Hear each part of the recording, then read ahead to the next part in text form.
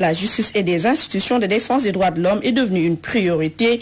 Et puis l'actualité de nos fronts, ce sera avec Issatine. Bonsoir, bienvenue dans ce 20h.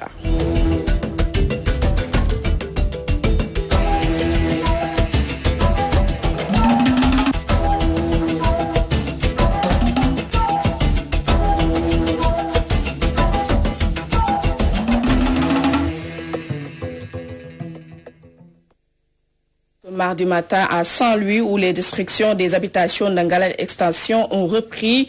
Les autorités ont mobilisé les grands moyens pour raser leur quartier. Les habitants dénoncent les démolitions illégales dont le seul but est de satisfaire des personnes mal intentionnées. Voici Ibrahim Fall, le porte-parole des habitants d'Angalal Extension, au micro de Gabriel Barbier. La situation n'est rien d'autre qu'une nouvelle démolition après la première des 7 et 8 octobre 2019. Aujourd'hui également, mardi 10 décembre, les gens se sont réveillés à 8 heures et ont constaté que des forces de sécurité quadrillent la zone avec des engins pour entamer une seconde démolition. Il s'agit de démolition de maisons bien habitées. Ils ont emporté la plupart donc des clôtures de ces maisons-là. Leurs propriétaires sont à l'intérieur. Nous savons tous que ces démolitions sont dues pour un seul but, dans le fait de vouloir satisfaire des besoins de personnes mal intentionnées. Parce que Saint-Louis a changé de visage avec la découverte des gisements de gaz et de pétrole. Les multinationales sont à nos portes. Il faut tout pour que nos autorités administratives et municipales leur trouvent des zones pour accueillir donc ces multinationales-là. Tous les moyens sont bons maintenant pour spolier les terres habitées par d'honnêtes citoyens. Voilà la vraie réalité. Ces démolitions sont faites sans aucune décision de justice également, je le répète. Ces démolitions sont faites sans aucune sommation interpellative. Les droits des citoyens n'ont pas été respectés. C'est de l'agression que nos populations sont en train de vivre. Une agression indigne dans un pays qui se dit être un pays donc démocratique. Voilà. Aujourd'hui, qu'est-ce que vous attendez justement? Qu'est-ce que vous réclamez? En tout cas, c'est la énième fois que nous nous adressons aux populations, que nous nous adressons aux autorités, que nous nous adressons aux porteurs de voix, que les gens réagissent par rapport à cette situation avant qu'ils... Hausse des tarifs de l'électricité et les organisations syndicales dénoncent une décision injustifiée aux allures de vol. Après l'UNSAS, la CNTS-FC et les CELS originales montrent au créneau et appellent les Sénégalais à se mobiliser pour mener ensemble le combat, suivant le reportage de Johan Long. La hausse du prix de l'électricité continue toujours d'alimenter les débats au sein de la population. Loin d'être tout simplement une affaire réservée aux activistes, certains syndicats de travailleurs montent au créneau et se disent outrés par cette décision. Bakhaou Diong, secrétaire général de la CNTS-FC, déplore. Cette hausse, nous la décrions en tant que centrale syndicale, en tant que syndicat des enseignants. Donc nous décrions cette hausse, nous ne sommes pas d'accord. Et nous demandons en tant que centrale syndicale que ces camarades, ces gens soient libérés et qu'ils leur laissent rentrer chez eux. Oumar Wali Zoumarou, secrétaire général du syndicat des enseignants libres du Sénégal, originel, abonde dans le même sens et parle de vol. Nous sommes surpris aujourd'hui d'entendre le gouvernement parler de hausse. En fait, une hausse qui est même déjà effective. Ça montre à quel point nous sommes gérés par des gens qui ne nous disent pas la vérité, par des gens qui pensent que c'est par la duperie qu'on parviendra à apprivoiser et à domestiquer les populations. C'est pourquoi nous ne pouvons que condamner cette hausse-là avec la dernière énergie. C'est une forme de vol que nous dénonçons. Bakhaou Diong et Oumar Wali Zoumarou invitent ainsi les Sénégalais à se mobiliser pour mettre fin à cette situation qu'ils qualifient de forfaiture. Il y a aussi l'augmentation du prix de l'eau, mais tout est en hausse.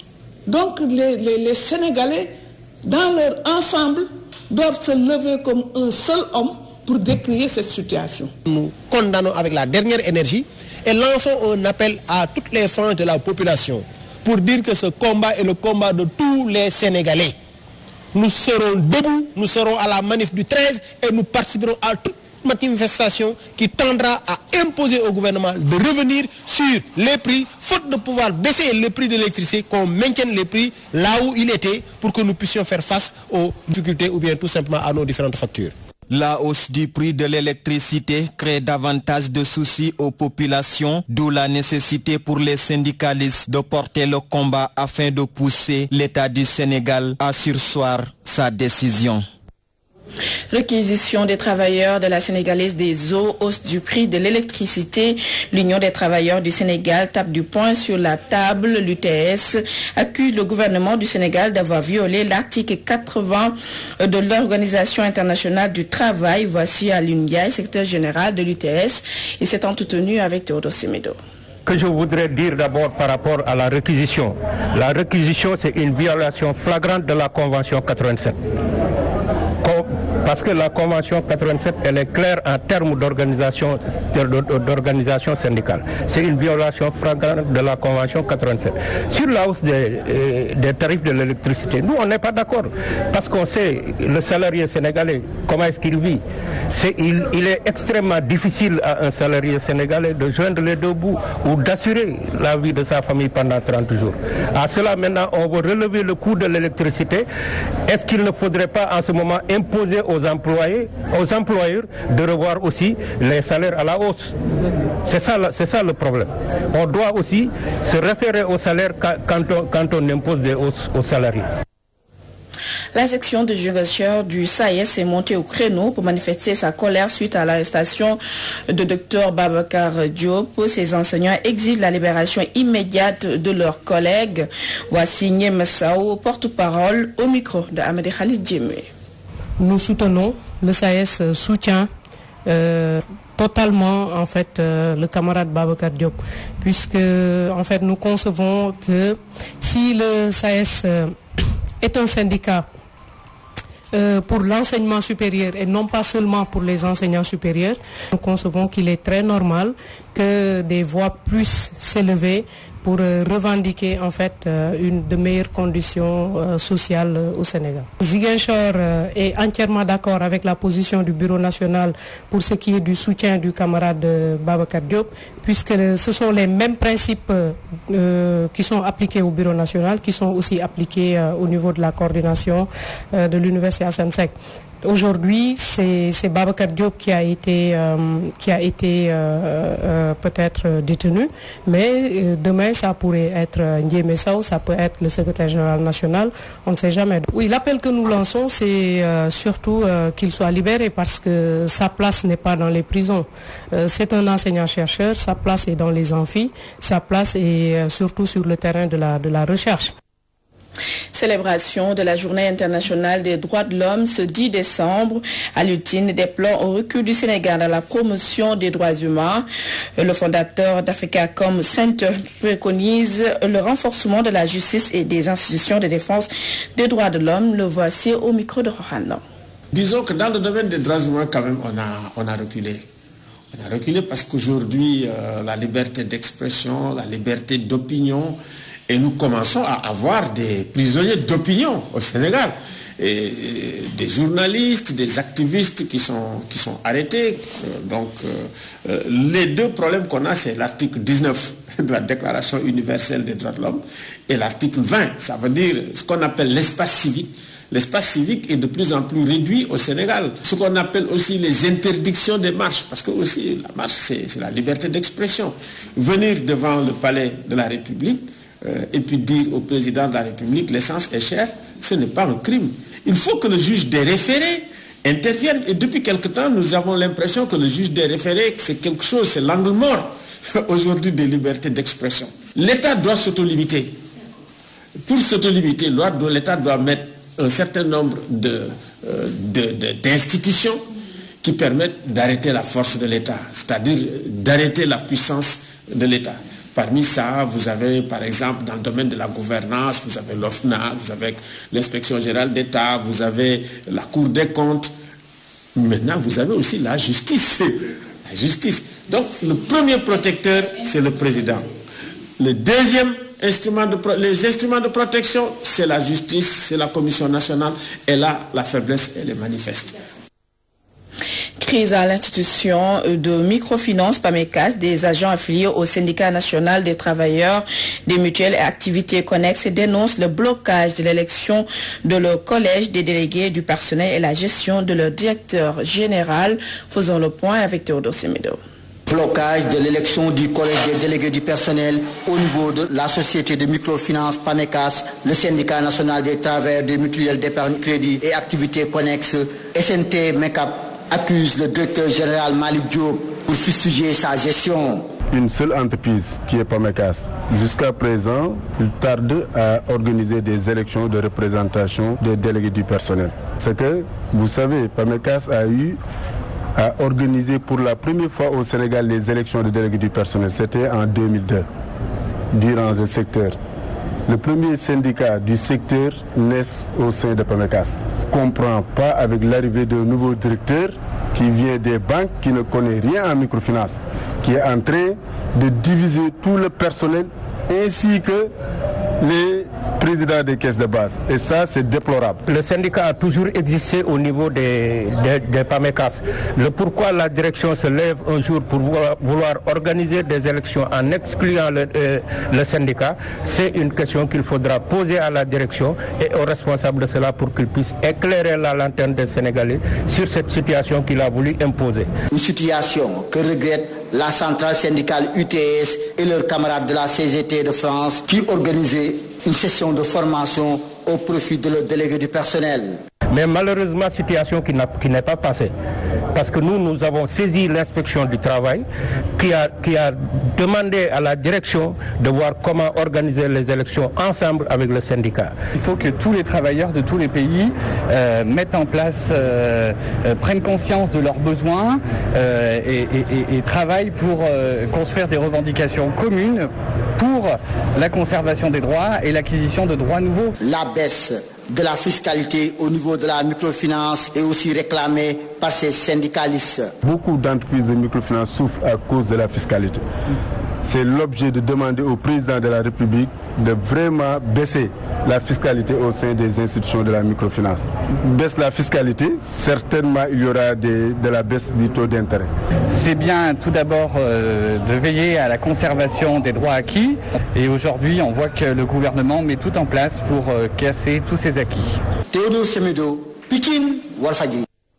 Et puis, joint au téléphone, Malik Diop, directeur général de PAMECAS, a promis de répondre à ces accusations de son retour de voyage. Et parlons à présent de tout à fait autre chose, colère des commerçants de Ziguinchor en assemblée générale devant la grande porte du marché Saint-Maur des Fossés. Ils fustigent la nouvelle mesure prise par les autorités sur l'organisation des foires pendant les fêtes. Ils parlent de forfaiture orchestrée par la municipalité de Ziguinchor. Voici Céline Kassé. Il s'est entretenu avec Amédée Khalid Djemé. Je parle au nom de tous les commerçants de la ville, tous les marchés qui sont là, marché Grand Dakar, marché Tilène, marché Escale, marché Boucotte, marché Kandé. On est déterminé avec fermeté de ne pas voir foire dans cette ville sur ce mois-là. Parce qu'on a beaucoup souffert. La mairie qui est là, qui doit nous protéger, ne doit pas prendre des gens, une groupe de femmes pour leur autoriser une foire. Au moment où nous nous rencontrons des difficultés pour vendre, au moment où nous nous rencontrons des difficultés pour avoir des marchandises, la mairie est là pour que, uniquement avec l'accord de l'accord administratif, pour accorder une foire, en ce moment-là, on n'est pas d'accord et on est déterminé pour que cette foire n'aura pas lieu, Inch'Allah. C'est prêt à Dieu. Elle peut créer beaucoup de problèmes parce que le préfet qui est là, il avait autour d'une table pour un consensus. Le consensus qu'on a mis, le consensus qu'on a fait n'a pas abouti à sa fin. Pourquoi il n'a pas abouti à sa fin? Parce que la mairie a accordé une autorisation de foire On est allé voir le gouverneur, il a dit que lui, il ne charge que l'autorité administrative. Même s'il charge l'autorité administrative. L'année passée, il nous avait demandé, on a obéi. Cette année-là, s'il demande aussi, cette année-là, même s'il y a un problème, il doit appeler tout le monde à un consensus. Les femmes là, on avait prévu qu'ils reportent leur foire jusqu'à janvier. Mais, cause pour laquelle elles veulent nous montrer qu'elles ont une bras longue. Mais quel est le bras long qu'ils ont? Elles n'ont qu'à nous montrer. Ils n'ont qu'à nous montrer que c'est lui-là qui est notre bras long. Si on sait qui est leur bras long, l'affaire c'est fini. Mais il n'aura pas de foire, Inch'Allah. Si les gens persistent à avoir une foire, il faut qu'ils signent 2 autorisations de foire. Parce que nous sommes déterminés à aller là-bas. Jusqu'à la fin du foire, matin et soir, pour vendre avec eux. Parce que fermer les marchés, aller là-bas, sur le foire, là, pour étaler des tables. Inch'Allah, si tout va bien. Une trentaine de chefs d'établissement de la région de Louga formés durant 4 jours en gestion financière, administrative et matérielle des établissements scolaires, notamment dans le moyen secondaire. Une formation financée par la direction de l'enseignement secondaire général. Voici Bouffal, inspecteur d'académie de Louga, au micro de Omar Kéré. Ce que nous avons retenu, c'est que c'est une formation qui vient en son heure, parce que on le sait bien. Au Sénégal, il n'y a pas une formation initiale de chef d'établissement. Donc c'est au niveau de la formation continue que nous autres inspecteurs d'académie pouvons nous rabattre pour renforcer la capacité des uns et des autres, pour leur permettre de gérer au mieux ce qui leur est confié, c'est-à-dire leur établissement, mais également qui puissent développer leur établissement. C'est vrai, il y avait un important groupe de plus de 30 personnes, mais quand même ce ne sont pas tous les chefs d'établissement. Maintenant, nous allons compter sur la formation continue. Nous allons travailler avec les autres formateurs, mais également avec les chefs d'établissement expérimentés pour les envoyer au niveau véritablement des différents départements, échanger avec les uns et les autres pour un renforcement de leurs capacités. L'actualité hors de nos frontières, c'est avec Issatine.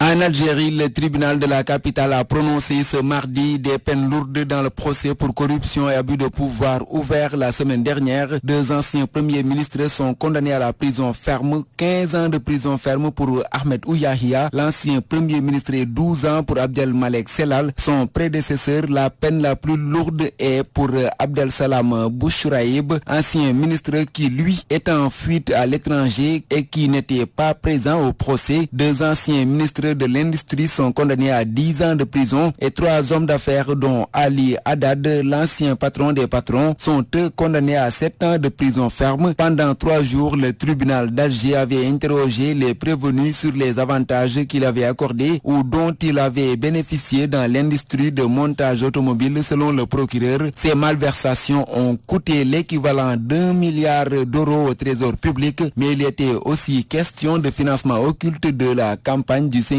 mandat d'Abdelaziz Bouteflika. République tchèque, un homme a tué par balle 6 personnes ce mardi matin dans un hôpital avant de prendre la fuite et de se suicider. Une attaque au motif pour l'instant inconnu, qualifiée d'immense tragédie par le Premier ministre. Selon la police, lors de l'attaque qui a eu lieu un peu après 7 heures du matin et 6 heures temps universel, l'homme a utilisé une arme de poing visant la tête ou la nuque de ses victimes qui attendaient au service de traumatologie de l'hôpital universitaire d'Ostrava. C'est à 300 km de l'est de Prague. 4 personnes ont été tuées sur le coup. 2 autres blessés sont malheureusement décédés aussitôt, a déclaré le Premier ministre à la télévision publique. 3 autres personnes ont également été blessées dans l'attaque selon la direction de l'hôpital, et l'homme qui a perpétré cette attaque est âgé d'une 40aine d'années, aurait chassé les enfants de la salle d'attente. procédure de destitution, les démocrates ont retenu l'abus de pouvoir et l'entrave à la bonne marche du Congrès comme chef d'accusation contre le président américain Donald Trump. Si ces derniers, c'est pour parler des chefs d'accusation, sont adoptés en séance plénière, Donald Trump deviendra le 3e président américain de l'histoire à être mis en accusation au Congrès américain. Ceci après Bill Clinton qui a été démis de ses fonctions par le Congrès, mais également le président Andrew Johnson qui a échoué de justesse car c'était à une seule voix de sa destitution.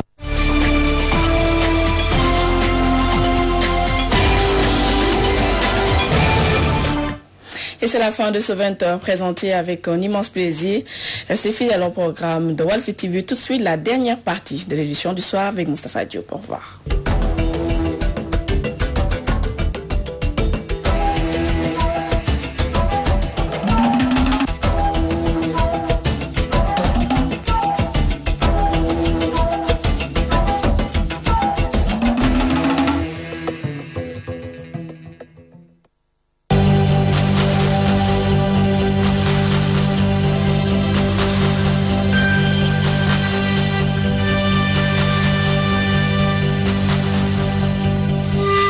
fexe leen ba dëgg rek nekk seen doole fexe leen ba bu leen yab seen askan xam leen ne benn patron rek la ñu am mooy le peuple sénégalais. Walfadjri, la voix des sans voix. fexe leen ba dëgg rek nekk seen doole fexe leen ba bu leen yab seen askan xam leen ne benn patron rek la ñu am mooy le peuple sénégalais. Walf TV, la voix des sans voix. fexe leen ba dëgg rek nekk seen doole fexe leen ba bu leen yab seen askan xam leen ne benn patron rek la ñu am mooy le peuple sénégalais. Walfadjri. fexe leen ba dëgg rek nekk seen doole fexe leen ba bu leen yab seen askan xam leen ne benn patron rek la ñu am mooy le peuple sénégalais. Walf TV, la voix des sans voix. fexe leen ba dëgg rek nekk seen doole fexe leen ba bu leen yab seen askan xam leen ne benn patron rek la ñu am mooy le peuple sénégalais. Walfadjri, la voix des sans voix. fexe leen ba dëgg rek nekk seen doole fexe leen ba bu leen yab seen askan xam leen ne benn patron rek la ñu am mooy le peuple sénégalais. Walfadjri, la voix des sans voix. kon nag bu ngeen bañee seen askan yëpp leen lépp lu ngeen fi amee billaay si la ñu jox leen lépp lu ngeen fi amee billaay si la ñu jox leen.